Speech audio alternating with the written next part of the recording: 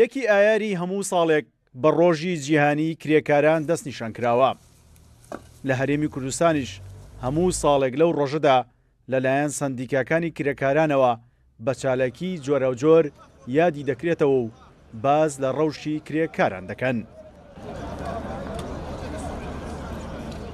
لە هەرێمی کوردستان لە ماوەی 4 ساڵی ڕابردوودا بە جۆرەی دوایین ئامارەکانی وەزارەتی کار و کاروباری کۆمەڵایەتی 25 کرێکار لە هەرێم گیانی لەدەستدا و 52 کرێکاری دیکەش بریندار بوونە کە تەنها لە ساڵی ڕابردوودا 13 کرێکار بریندار بوون و 7 کرێکاریش گیانی لەدەستداوە.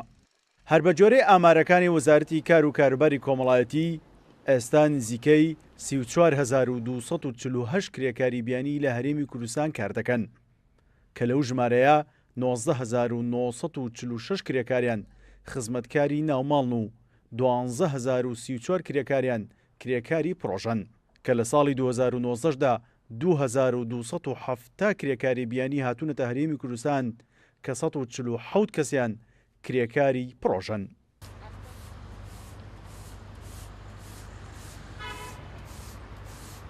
حکومەتی هەرێمی کوردستان بۆ پاراستنی مافی کرێکاران و بە ئامانجی دەستەبەرکردنی مافەکانیان دوای ئەوەی توانای کارکردنیان نامێنێت پرۆژەی دەستەبەری کۆمەڵایەتی ڕاگەاندووە کە لە ساڵی 2014 تا ئێستا 78560 کرێکاری بیانی و ناوخۆیی دەستەبەری کۆمەڵایەتیان بۆ کراوە و لە سندوقێکی تایبەتدا مانگانە پارەکانیان هەڵدەگیرێت و دواتر خانەنشین دەبن و بڕی پارەی هەڵگیراویان بۆ دەگەڕێنرێتەوە.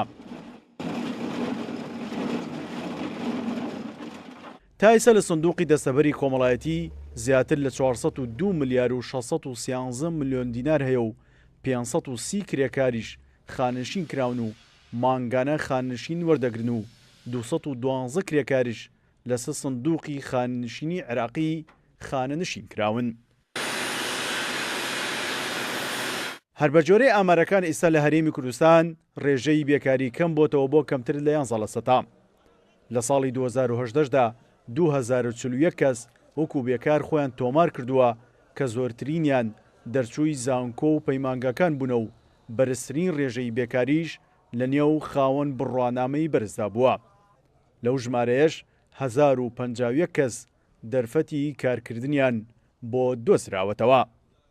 سیروان حوسێن، کورسات نیوز، هەولێر.